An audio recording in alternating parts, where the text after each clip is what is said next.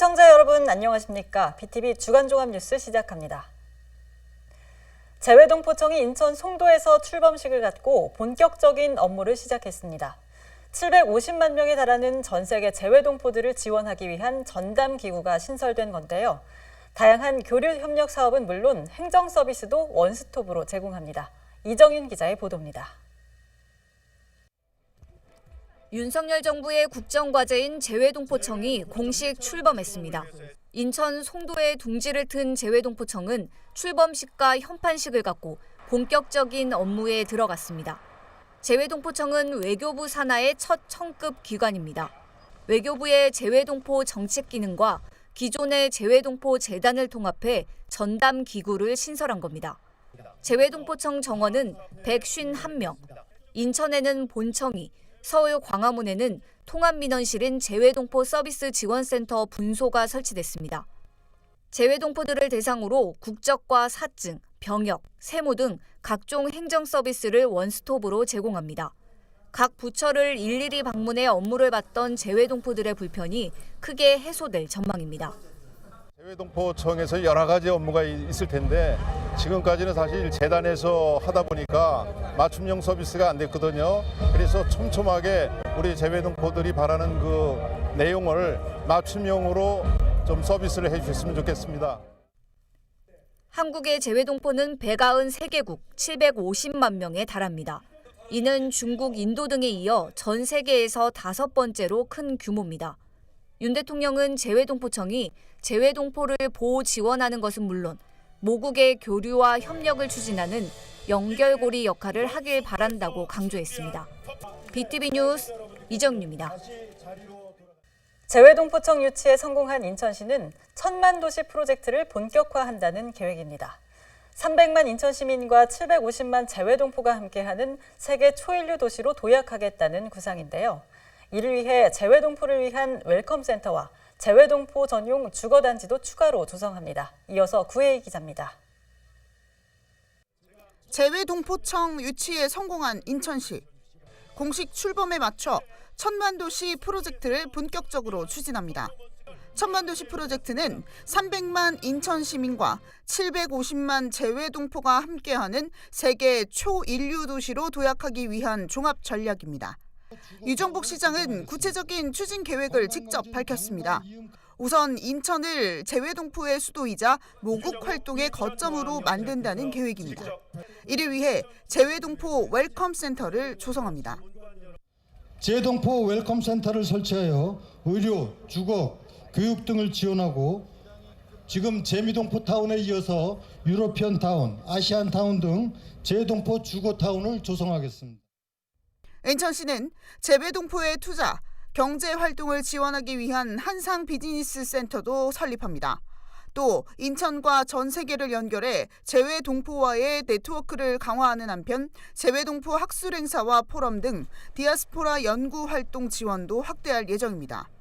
특히 시는 1000만 도시 프로젝트를 추진하기 위해 올 하반기 전담 조직을 신설할 예정입니다. 재외 업무 그리고 해외 모든 네트워크를 총괄하는 전담국을 신설하겠습니다. 둘째는 재외동포 지원 조례를 제정하겠습니다. 셋째는 재외동포 교류 협력 정책과 서비스를 강화시켜 나가겠습니다. 유 시장은 재외동포청 개청이 대한민국 재도약을 위한 새로운 출발이 될 것이라고 강조했습니다. BTV 뉴스 구혜입니다. 다음 소식입니다. 교통망 확충을 위해 인천 1호선 검단 연장과 서울 7호선 청라 연장 사업이 진행 중인데요. 유정복 인천시장이 공사 현장을 찾아 진행 상황을 점검했습니다. 인천 1호선 검단 연장 사업은 2025년에, 서울 7호선 청라 연장선은 2027년에 개통할 예정입니다. 이정윤 기자의 보도입니다. 검단 신도시 교통 불편을 해소하기 위한 인천 지하철 1호선 연장 사업. 계양역부터 검단 신도시까지 총 6.8km를 잇는 사업으로 정거장 3개가 신설됩니다. 지난 2020년 착공에 들어갔는데 현재 공정률은 66%입니다. 유정복 인천시장은 건설 현장을 직접 찾아 진행 상황을 점검했습니다. 2025년 개통을 앞두고 있는데 유 시장은 무엇보다 적기 개통을 당부했습니다. 주민들이 입주 시기에 맞춰서 준공하는 것을 전제로 공사가 이루어지기 때문에 적기에 준공이 돼서 입주민들이 불편함이 없도록 해줘야 되겠고요. 지난해부터 본격적으로 공사가 시작된 서울 7호선 청라 연장 사업도 차질 없이 진행 중입니다. 청라 연장선은 서구 성남동부터 공항철도 청라국제도시역을 잇는 노선입니다. 총 10.7km 구간에 정거장 7개가 들어설 예정입니다. 계획대로 사업이 진행되면 2027년 하반기부터 이용이 가능합니다. 인천시는 청라에 추진 중인 동구장과 연계해 전철 역사를 추가로 신설하는 방안도 추진하고 있습니다. 이와 관련해 추가역 기본 및 실시 설계 용역을 진행 중인데 용역은 내년 3월에 완료될 예정입니다. BTV 뉴스 이정윤입니다. 서해 최북단섬 백령도는 올해 문화체육관광부가 선정한 가고 싶은 K관광섬으로 선정됐습니다. 특히 4월부터 10월까지는 주말에 표를 구하기 힘들 만큼 성수기로 꼽힙니다. 하지만 최근 북한의 정찰 위성 발사 이후 분위기가 예전 같지 않습니다. 추가 발사까지 예고되면서 여파가 장기화되진 않을지 주민들의 우려가 커지고 있습니다. 보도에 김지영 기자입니다. 백령도 관광 전문 여행사입니다. 휴일 직후엔 보통 관광 문의가 쇄도하지만 북한의 정찰위성 발사 이후엔 한산한 분위기입니다. 그때 이후에 예약 문의는 많이 줄었고요. 근데 지금 거의 휴가철도 다가오고 하는데 휴가철 예약도 좀 많이 줄었어요. 실제 상황은 어떨까? 여객선 예약 페이지에서 백령도행 배편을 검색해봤습니다. 금요일에 가장 인기가 높은 오전 8시 30분 배편에 일반석 13석이 남아있습니다. 토요일은 1등석을 제외한 전석이 매진이지만 7시 대 배는 아직 좌석 여유가 있습니다. 지금 여기 금, 토, 일은 배표 전쟁을 해야 돼요. 그런데 지금 그렇지 않더라고요. 그런데 제가 아침에 이제 배표를 사러 갔는데 일반 표가 남아있더라고요. 북한의 위성 발사체 이후 일주일이 지나면서 내륙은 일상을 되찾았지만 접경 지역엔 여파가 이어지고 있는 상황. 주민들의 위기감은 생각보다 큽니다. 많은 주민들이 관광을 주 수입원으로 삼고 있기 때문입니다. 영향이 있죠. 관광객들은. 거기서 이제 현주민들은 관광객 상대로 해서 먹고 사는 거니까 한번 사이렌 울려주면 다 걱정이 있죠. 관광객 상대니까. 백령도는 최근 정부의 K관광섬 육성 사업에 선정됐습니다. 2027년 백령공항 개항을 앞두고 있어 관광산업에 날개를 달 것으로 기대를 모으고 있습니다. 하지만 북한의 추가 발사가 예고되면서 이번 여파가 장기화되는 건 아닌지 주민들의 우려가 커지고 있습니다. BTV 뉴스 김지영입니다. 주택시장 하락세가 계속되는 가운데 이른바 깡통전세와 역전세 위험 가구 비중이 크게 늘어난 것으로 나타났습니다.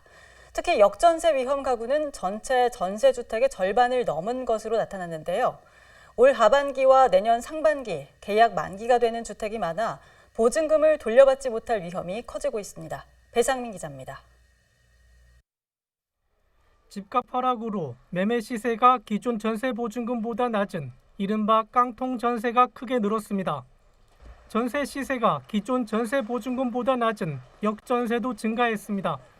한국은행 보고서를 보면 깡통 전세 위험 가구 비중은 지난해 1월 5만 6천 호에서 올해 4월 16만 3천 호로 3배 가까이 급증했습니다.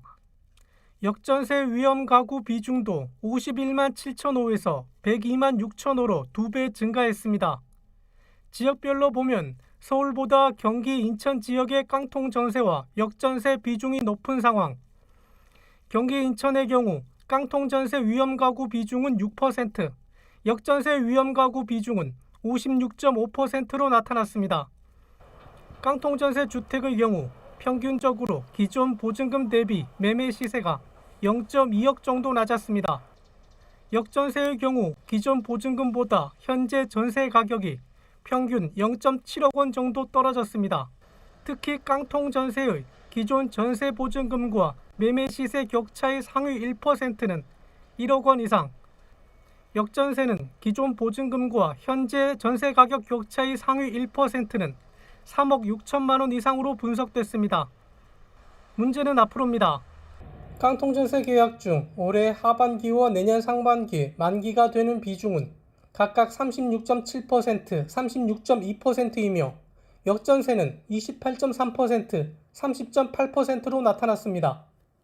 깡통전세와 역전세 증가는 전세보증금 미반환 위험을 키울 뿐만 아니라 보증금 상환 부담으로 주택가격이 떨어질 수 있다고 한국은행은 전망했습니다. BTV 뉴스 배상민입니다. 수도권 매립지 주변 영향지역 지정을 놓고 논란이 일고 있습니다.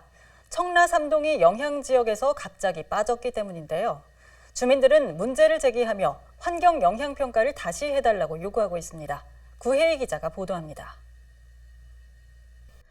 수도권 매립지 주변 영향지역 지정과 관련해 지난 1일 열린 주민 설명회 자리입니다.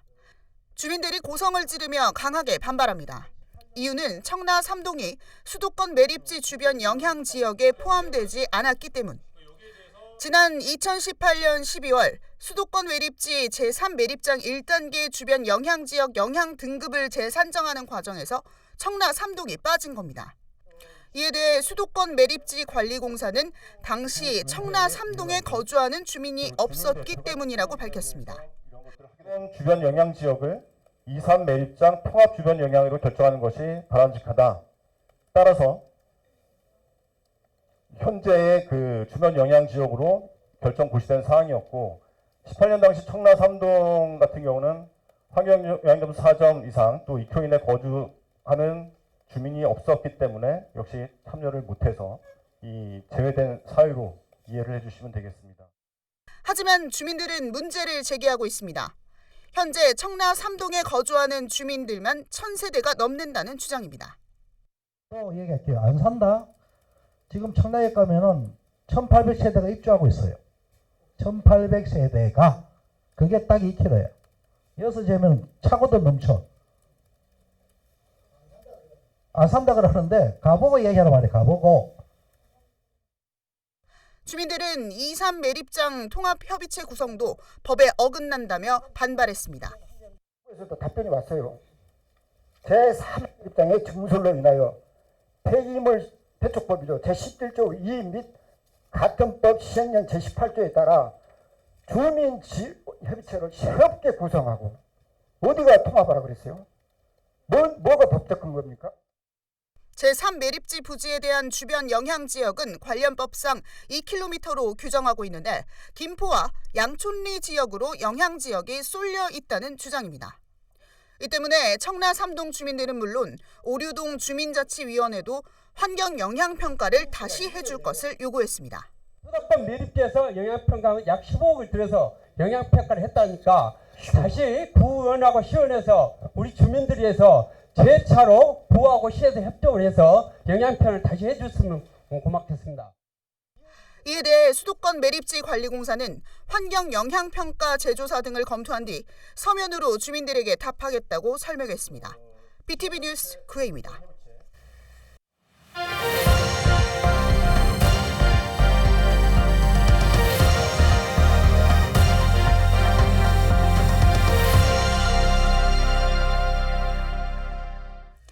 저출산 고령화에 따른 지방소멸의 문제점과 대안을 찾는 케이블 TV 공동기획 시간입니다.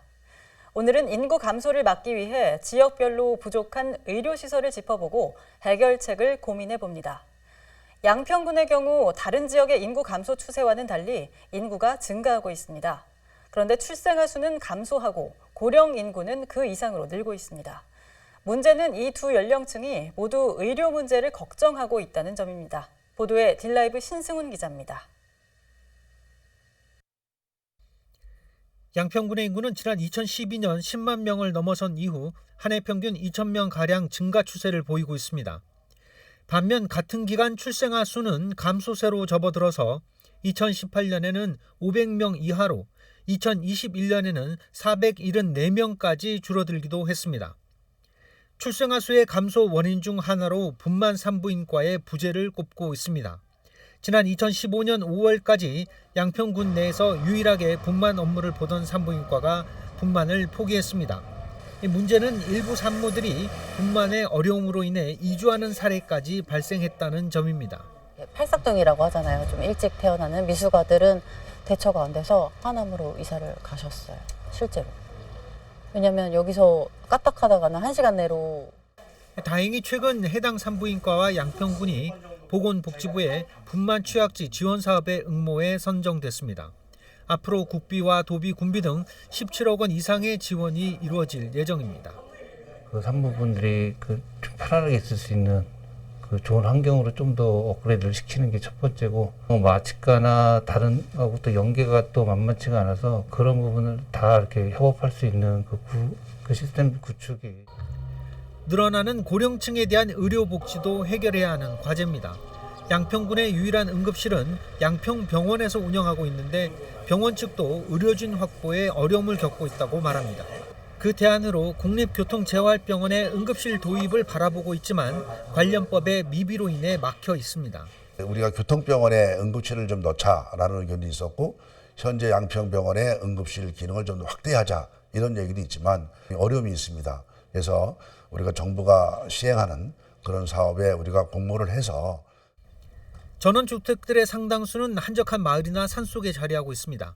때문에 응급 상황이 발생할 경우 병원으로의 이송은 늦어지고 특히 고령자들의 위험도가 높은 상황. 결국 장기적으로는 분만과 소아과 등의 영유아를 위한 의료시설과 함께 응급실을 비롯한 고령층의 의료복지 문제를 모두 해결해야만 지속적인 인구 유지가 가능할 것이라는 분석입니다. 딜라이브 뉴스 신승훈입니다. 서울에서는 공공산후조리원을 늘려야 한다는 주장이 나오고 있습니다. 출산 부담을 줄여야 한다는 취지에서인데 정부 지원이 절실한 상황입니다. SK 브로드밴드 김대우 기자가 취재했습니다. 서울에 있는 산후조리원을 이용하려면 평균 410만 원 정도 돈을 내야 합니다. 다른 시도보다 100만 원 넘게 비쌉니다. 그런데 반값인 곳이 있습니다. 바로 공공산후조리원인데 지금은 송파구에 유일하게 있습니다. 전국 최초로 설립되었고요. 서비스 분야 KS 인증을 받아서 또 서비스 분야에서는 독보적으로 지금 운영하고 있습니다. 그만큼 인기입니다. 만족도도 높습니다. 민간 산후조리원과 비교했었을 때 전혀 뒤처짐 없고 훨씬 더 좋은데 가격도 저렴하고 아무래도 공공이다 보니까 더 잘 돌봐주실 거라는 믿음 때문에 선택을 하게 되었습니다. 공공산후조리원은 저출산 현상을 극복하는 직접적인 해결책은 아닙니다. 그러나 분명 도움이 된다는 분석입니다. 가족 친화적인 사회 환경을 조성하는 데는 분명한 도움이 될 것 같고요. 둘째나 셋째 아를 낳을 때 아무래도 조금 더 긍정적인 측면에 영향을 미칠 걸로 예상이 됩니다. 자치구마다 하나씩 있어야 한다는 목소리가 나옵니다. 문제는 돈입니다. 짓고 운영하는 데 드는 돈을 지자체가 다 마련해야 합니다. 정부 예산을 지원받을 수 있는 법적 근거가 없는 건데 관련 법 개정안이 발의된 상태입니다. 지자체가 다 부담을 하려면 자원이 굉장히 많이 들잖아요. 그래서 그거는 반드시 정부의 지원이 필요하다 이렇게 보고요. 다행인 건 조금씩 는다는 점입니다. 서울의 두 번째 공공산후조리원이 올해 하반기 개원을 앞두고 있습니다. 저희 서대문구에는 산후조리원이 2개소밖에 없어서 한 800명 정도의 산모만 수용할 수 있어서 서대문구에서는 산후조리원 인프라가 좀 약한 상태이고요. 산후조리원의 총 그 평균 금액이 380만 원 정도 됩니다. 그렇게 되면 그 취약계층의 산모들은 거의 이용할 수가 없거든요.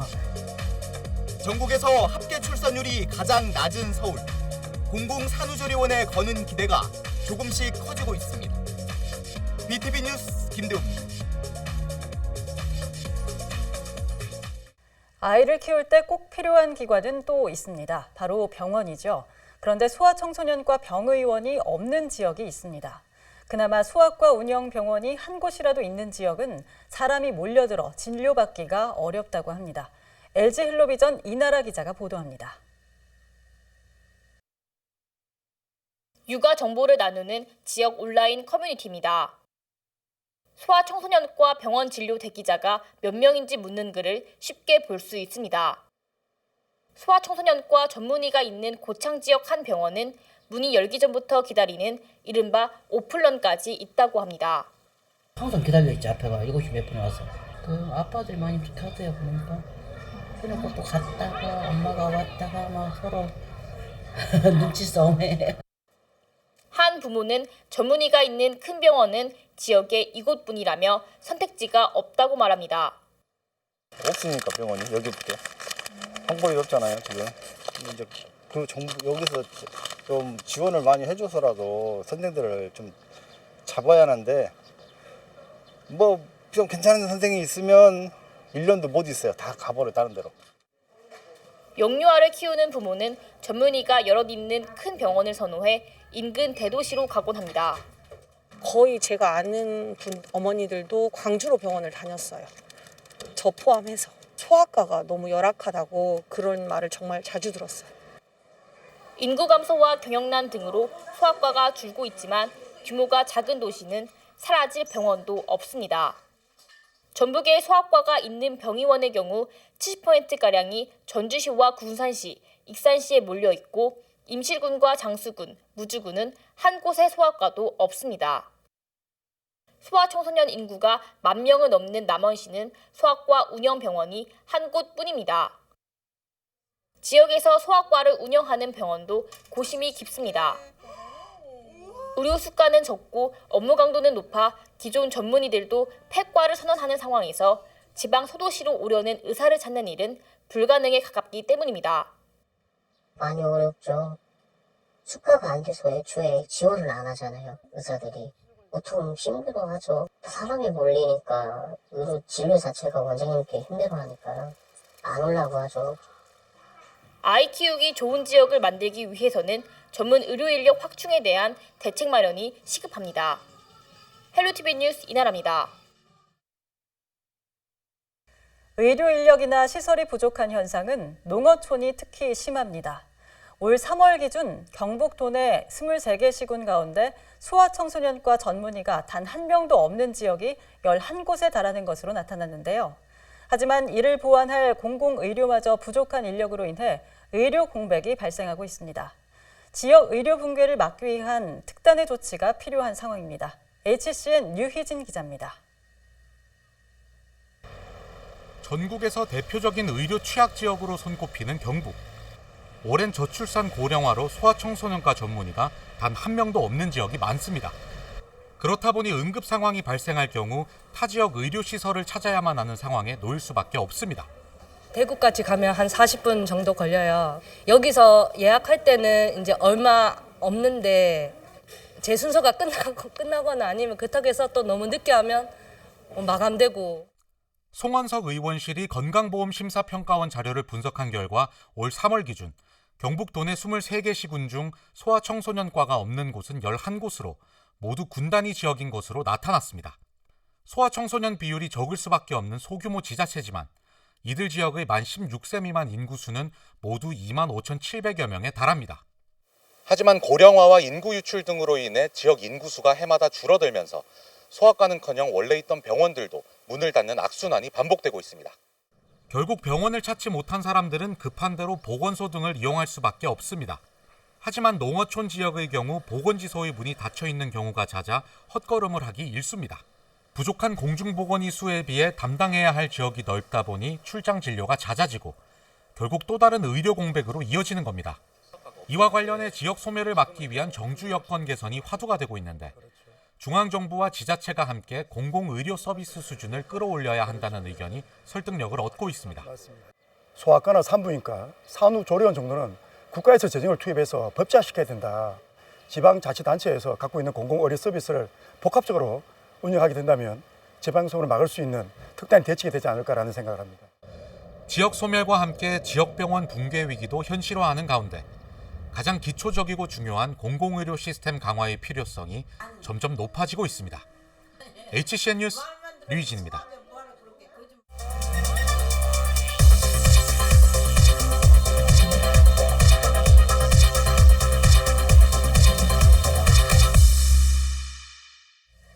현장의 목소리를 전하고 지역 현안을 고민하는 이슈 현장 시간입니다. 동인천 민자 역사가 10년 넘게 방치되고 있는데요. 이 건물 철거와 복합 개발이 결정이 되면서 새로운 국면을 맞고 있습니다. 오늘은 동인천 민자 역사 개발에 대해 자세한 이야기 나눠보도록 하겠습니다. 허종 최종식 국회의원님 나오셨습니다. 의원님 안녕하세요. 네, 안녕하세요. 네. 오랜만입니다. 네. 이 동인천 민자역사 건물이 한때 지역의 랜드마크였습니다. 하지만 각종 소송에 얽히면서 굉장히 수년 동안 흉물로 방치가 되어 왔는데요. 그렇습니다. 지역 현안 중에서도 굉장히 큰 난제였는데 의원님께서 국토위에 배정이 된 지 6개월 만에 그래도 철거가 결정이 됐습니다. 네. 그동안의 과정에 대해서 한 말씀 부탁드릴게요. 네, 동인천 민자역사 그러면 누가 구도심에 랜드마크 했잖아요. 저희들도 뭐 20대, 30대 때는 동인천에서 만나자 그러면 동인천 민자역사 앞에 뭐 시계탑 이럴 정도로 랜드마크 했는데 10년 넘게 방치되어 온 거죠. 흉물로. 그러니까 랜드마크가 흉물이 된 거잖아요. 그래서 제가 국토위원이 작년 이제 8월 달에 되자마자 원희룡 국토부 장관을 상대로 이 랜드마크가 도심의 랜드마크가 흉물이 됐다. 동인천 민자역사를 어떻게 할 거냐. 주인이 국가 아니냐. 그랬더니 원희룡 국토부 장관님께서 자기들이 어떻게 하든지 간에 철거하든 리모델링을 하든 방법을 마련해 보겠다 이렇게 답변을 했고요. 10월 달에 국정감사에서도 어떠하든지 간에 방법을 마련하겠다 이렇게 한 거죠. 그러고 나서 12월 말쯤 철거하겠다 이렇게 이제 정부가 방침을 밝힌 겁니다. 네, 다행히 이게 철거를 이끌어내셨는데 이 동인천 민자역사 건물을 철거하는 구체적인 시점도 궁금합니다. 이 철거 비용도 굉장히 만만치 않을 것으로 예상이 되는데 앞으로 좀 어떻게 진행이 될까요? 이게 이제 정부는 2025년 1월쯤이면 철거 가능할 거로 보고 있습니다. 그냥 그때까지 여기다 어떤 건물 지을 것이냐, 주상복합 같은 건물 지었을 경우에 어떤 종류의 높이로 어떤 건물 지을 것이냐 결정이 되고 나면 철거하는 시점으로 봤을 때 2025년 1월이면 철거 가능할 것 같다 이렇게 보는 거고요. 철거 비용은 뭐 70억 아니면 100억 정도 들 걸로 보입니다. 그럼 기존의 민자 역사와 소송과 관련돼 있는 게 한 740억쯤 되거든요. 여기에 물론 국가가 이제 못 받은 저병료가 150억쯤 되니까 그 빼고 나면 기존에 이제 소송과 관련된 자금 한 550억 남은 740억에서 또 70억에서 100억 정도의 철거 비용 이런 것들 포함해서 이런 정도의 이익이 남을 만한 건축물로 올리는 게 맞다. 이 계획을 지금 정부가 세우고 있습니다. 그렇군요. 네. 이 정부가 민자 역사를 철거하고 이곳을 복합 개발하겠다 이런 구상인데 이 때문에 지금 지역 주민들의 기대가 굉장히 큰 것 같습니다. 그렇습니다. 좀 어떤 방향으로 추진이 돼야 될까요? 이게 이제 주상복합 건물 같은 거 짓게 되면 상업과 주거 또 거기에 저는 우리 인천시가 제도 역시 찬성하고 있는데 대물포구를 만들겠다는 거잖아요. 그러니까 중구 구도심과 동구를 합쳐가지고 대물포구를 만들었을 경우에 이제 구청도 어딘가는 마련을 해야 되거든요. 지금 중구청에다가 구청을 마련하면 동구 사람이 싫어하고 동구청사에다가 구청을 마련하면 중구 사람이 싫어할 거잖아요. 딱 중간인 동인천 역사가 이양이 올라가니 거기에 행정시설 구청을 넣는 게 어떠냐 이 제안을 제가 한 거고 인천시도 이걸 받아들여서 한 거죠. 그러니까 행정 공공기관이 들어갈 수도 있고 또 플러스 상업, 플러스 주거 이렇게 된 복합 건물을 지어서 그럴 일종의 이익이 일정하게 남아야만이 이제 기존의 소송으로 이제 빚진 것들 있잖아요. 정리할 수 있는 거거든요. 그럴 정도의 건물로 지어내면 이게 다시 구도심 랜드마크가 될 거다 이렇게 예상하고 있습니다. 앞으로 어떻게 복합 개발이 될지 저희도 기대가 큰데 이 동인천 민자 역사가 그야말로 새로운 국면을 지금 맞고 있는 겁니다. 그만큼 과제도 많을 것 같은데 그 개발 사업이 좀 탄력을 받으려면 어떤 좀 대책과 지원들이 필요해 보일까요? 첫째는 이제 교통이잖아요. 그러니까 트램 같은 게 필요한데 부평에서 송림동을 거쳐서 동인천역을 지나서 이제 연안부도 가는 트램 1호선이 인천시가 계획하고 있거든요. 이 트램이 지나가게 되면 일단 동인천이 어떻게 보면 복합 환승 기능이 되는 거잖아요. 또 지하철 3호선도 또 지나가도록 계획되어 있습니다. 그러니까 송도 국제도로 출발을 해서 신포동, 차이나타운, 동인천역, 송림동 노타리, 청라를 지나가서 검단 신도시로 가는 지하철 3호선도 계획되어 있거든요. 이것도 이제 동인천역을 지나가기 때문에 크게 보면 복합 환승 기능이 있다. 즉 사람이 많이 모인다는 게 첫째고요. 이 동인천 역사를 복합 개발하게 되면 이제 북광장 쪽에 중앙시장이라든가 양키시장 이런 데도 같이 인천시가 지금 개발을 계획을 짜고 있거든요. 이것도 정리할 수 있고요. 또 지하철 경인전철 1호선이 앞으로는 이제 지하로 다 들어갑니다. 그랬을 경우에는 공원과 녹지도 마련이 됩니다. 그렇게 되면 동인천역에 지금 민자역사에 들어서는 복합 건물은 정말로 이 구도식을 대표하는 랜드마크가 될 거다 기대하고 있는 거죠. 네. 이 지역의 수건 사업인 만큼 계획대로 잘 추진되기를 저도 기대해 보도록 하겠습니다. 최선을 다해서 반드시 어떤 해결하려고 합니다. 지금 너무 오랫동안 방치돼 왔잖아요. 이 방치된 데 대해서는 인천시, 저 같은 정치인 다 책임이 있다고 봅니다. 어떤 일이 있어도 우리 지역 주민들과 함께 동인천역을 정말 제대로 한번 만들어 보겠습니다. 네. 오늘 말씀은 여기까지 듣겠습니다. 감사합니다. 아유, 감사합니다.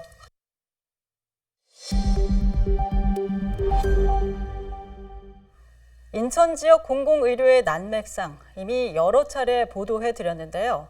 의사를 구하지 못해 2년째 인공신장실이 가동을 멈추고 그 피해는 고스란히 시민에게 전가되는 상황입니다. 의료 인력을 확충하고 공공의료를 강화해야 한다는 목소리가 거세지고 있습니다. 배상민 기자입니다. 지난 3년간 코로나19 최전선에서 감염병 전담병원 역할을 내온 인천의료원. 코로나 이후 현재까지 병상 가동률은 40%대에 불과합니다. 정부의 지원은 턱없이 부족한 데다 의료 인력 부족으로 병원 운영에 차질을 빚고 있습니다. 내과, 정형외과 등 그중에서도 현재까지 신장내과 전문의를 구하지 못하여 인공신장실의 의료 장비는 가동을 멈춘 지가 약 2년여 기간 동안 투석을 못하고 있는 실정입니다. 부족한 건 간호사도 마찬가지입니다. 간호사 1명이 담당하는 환자 수가 상급 종합병원은 16.3명, 중소병원은 43.6명에 이릅니다. 고령화 사회, 건강보험이 적용되지 않는 간병비 해결을 위한 간호간병 통합 서비스 확대를 위해서라도 간호인력 확충은 필수적이라고 말합니다. 일이 힘들다 보니 채 1년을 채우지 못하고 그만두는 간호사들이 많습니다. 더 큰 문제는 의사 인력 부족으로 인해 의사의 고유 업무가 간호사들에게 전가되는 불법 의료가 이루어진다는 점입니다. 의료 인력과 공공의료 인프라 부족으로 인한 피해는 국민들이 떠안게 됩니다. 보건의료 종사자들은 정부의 특단의 대책 마련을 촉구했습니다. 덕분이라던 보건 인력에 대한 대책은 미흡하고 간염법 대응은 영웅이라던 공공의료는 붕괴되고 있다. 지역에서부터 의료 체계가 붕괴가 현실화되고 있다. 이제 정부가 결단해야 한다. 보건의료 노조는 정부가 이런 현실을 방치할 경우 7월 총파업에 돌입한다는 방침입니다. BTV 뉴스 배상민입니다. 오는 11월 미추홀구 용현 2동에 2,000세대가 넘는 아파트 단지가 입주를 시작합니다. 문제는 이 일대에 학교가 없다는 건데요. 입주 예정자들은 학교 신설을 요구하고 있습니다. NIB 장윤아 기자의 보도입니다. 공사가 한창인 미추홀구 용현 2동 한 아파트 건설 현장입니다. 현재 아파트가 들어설 부지엔 2,000세대가 넘게 들어오지만 용현 2동엔 고등학교는 물론 초중학교가 없습니다. 오는 11월 아파트 입주가 본격적으로 시작되면 문제가 생길 전망입니다. 유입 학생들은 다른 행정구역에 있는 학교로 통학해야 하는 상황에 놓이기 때문입니다. 입주 예정자들은 통학 학생이 늘어날 만큼 학교 신설이 필요하다고 말했습니다. 용현 2동에는 초등학교, 중학교 단 하나의 학교도 없어요. 학교가 들어설 수 있게끔 하겠다는 목표를 가지고 지역 정치권 인사들이 이곳을 찾아 공사 현장을 둘러보고 입주 예정자들의 목소리를 들었습니다.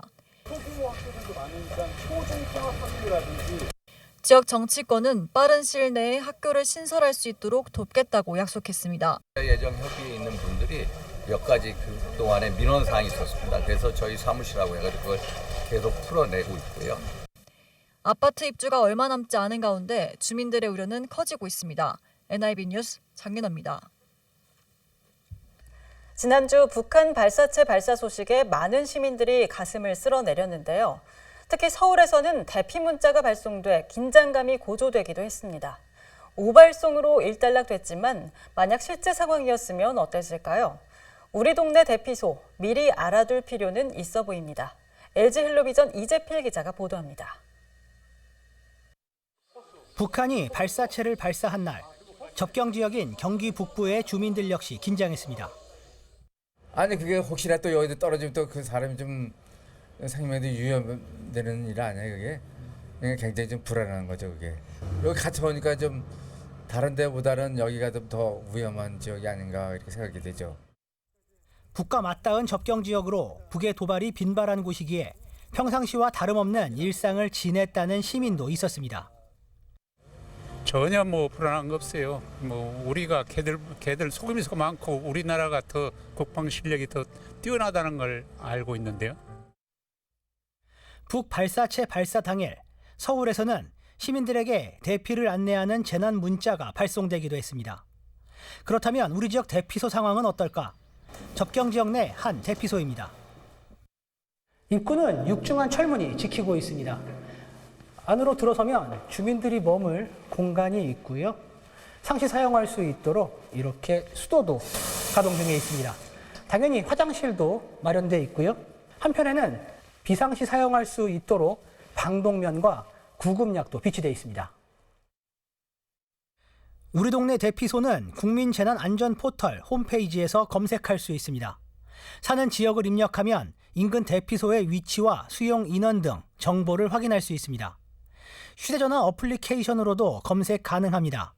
안전 디딤돌 앱을 설치하면 이곳에서 인근 대피소를 확인할 수 있습니다. 민방위 경보 사이렌, 긴급 재난 안전 문자, 무선 마을 방송을 통해 대피 안내를 실시하게 됩니다. 국민 여러분의 신속하고 안전한 대피를 생활화할 수 있도록 주민 참여 민방공 대피 훈련을 주기적으로 실시 중에 있습니다. 만에 하나 있을 상황을 위해 우리 지역 대피소는 미리 알아두는 것이 좋을 것 같습니다. 헬로티비 뉴스 이재필입니다.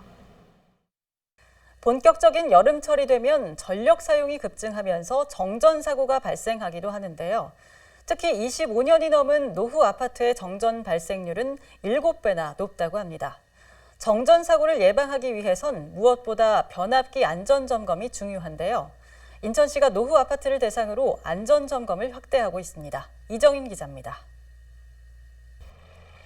지은 지 30년이 된 연수구의 한 아파트입니다.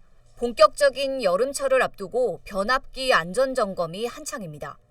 대규모 정전 사고를 예방하기 위해 열화상 진단 장비로 이상 발열이 있는지 변압기 상태를 미리 확인하는 겁니다. 저희 단지는 양호한 상태라는 얘기죠. 이제 발열되는 부위는 없다 이렇게 보시면 될 것 같습니다. 네. 여름철만 되면 정전 사고가 발생하지 않을까 노심초사했던 주민들도 그나마 걱정을 덜게 됐습니다. 여름철 무더위로 전기 사용량이 많아서 정전 사고가 언제 발생할지 걱정이 됩니다만 시와 전문가분들이 오셔서 안전 진단을 해주시니 안심이 됩니다. 정전 사고의 주요 원인으로 꼽히는 변압기. 특히 25년 이상 된 노후 아파트의 정전 사고 발생률은 15년 미만의 아파트보다 7배 정도 높습니다. 이 때문에 인천시는 노후 아파트를 대상으로 변압기 안전 점검을 확대하고 있습니다. 한국전력공사, 한국전기안전공사 등 전문기관과 합동 점검반을 구성해 안전 점검을 진행 중입니다. 올해는 58개 아파트 단지를 대상으로 점검을 벌이는데 노후 변압기 교체 사업 등도 지원합니다. 안전 점검 결과에 따라서 노후 변압기 교체 사업 연계 지원 등 다양한 지원 방안도 검토 추진해 나갈 예정입니다. 현재 인천 지역 내 20년이 지난 아파트 단지는 모두 680개. 인천시와 관계기관은 변압기 안전 점검은 물론 에너지 절약 방법도 안내하고 있습니다. 여름철 전력 사용이 급증하는 시간대인 오후 6시부터 밤 10시 사이에는 변압기 상태 수시 점검 및 모니터링을 통해 과부하 우려 시 입주민에게 냉방기기 사용 자제 등 절전 안내 방송 실시로 적정한 부하 관리도 필요하겠습니다. BTV 뉴스 이정윤입니다. 우리나라 최초 이민이 시작된 지 올해로 120주년을 맞았습니다.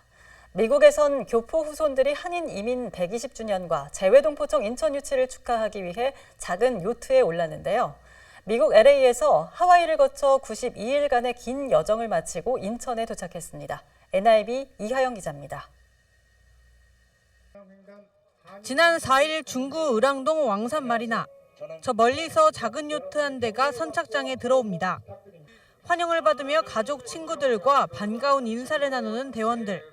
교포들로 이뤄진 4명의 원정대원들은 지난 3월 4일 미국 LA를 떠나 하와이, 사이판, 통영 등을 거쳐 장장 92일 만에 마침내 인천 땅을 밟았습니다. 항해 거리는 무려 24,000km에 달합니다. 120년 전 인천 제물포항에서 미국 하와이로 떠난 우리나라 최초의 이민 선조들과 같은 항로를 거슬러 간 겁니다. 특히 저희가 이민자로서 그 선조들이 이렇게 우리가 이제 시발점이 돼가지고 지금까지 와 있잖아요. 하와이를 거치고 사이판을 거치고 우리 한인들을 만나봄으로 해서 저희가 크게 느낀 점이 많은 것 같아요. 여정이 순탄치만은 않았습니다. 오락가락한 날씨로 강풍을 맞닥뜨리기도 하고 바람이 전혀 없는 무풍지대로 고생도 했습니다. 굉장히 강풍이 불고 있습니다. 바다 색깔도 확 변하고. 묵고 움직일 수 없는 배에서 가만히 있는 것. 그게 가장 남습니다. 그러나 선착장 중간중간 한인들의 응원으로 기나긴 태평양 횡단을 마칠 수 있었습니다. 인천시는 5일 열린 재해동포청 개천 기념행사에서 태평양을 횡단해 인천에 돌아온 요트 원정대원 4명에게 감사패를 전달했습니다. NIB 뉴스 이하영입니다.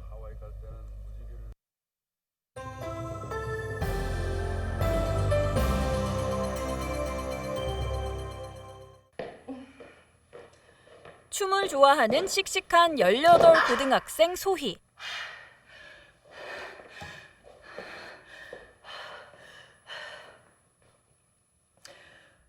드디어 우리도 대기업 보낸다 이거야. 하청 아니고? 여기다가 졸업을 앞두고 사인하시고. 현장 실습을 나가게 된 소희는 설레는 마음으로 출근하게 됩니다. 반갑습니다. 저는 팀장 이준호입니다. 지효 씨. 그냥 봐. 금방 배우겠습니다, 선배님. 공인중개사야? 취업교육이라고 갔더니 화장시키고 앉았다. 그래도 이제 나 사무직 여직원이다. 그 현장 실습 말이에요. 나는 처음에 그게 무슨 대학병원 인턴십 같은 건가 했어. 실전에서 기술을 배워야만 완성되는 교육이라는 게 있으니까. 전체 콜센터 통틀어 우리 팀이 꼴찌죠. 특히 여기 김소희 씨. 하지만 생각과는 다른 현실에 점점 지쳐만 가는데요. 나 회사 그만두면 될까? 반면 형사 유진은 소희의 사건을 조사하다가 새로운 사실에 직면하게 됩니다. 아무도 신경을 안 써. 그러면 완전히 혼자가 돼.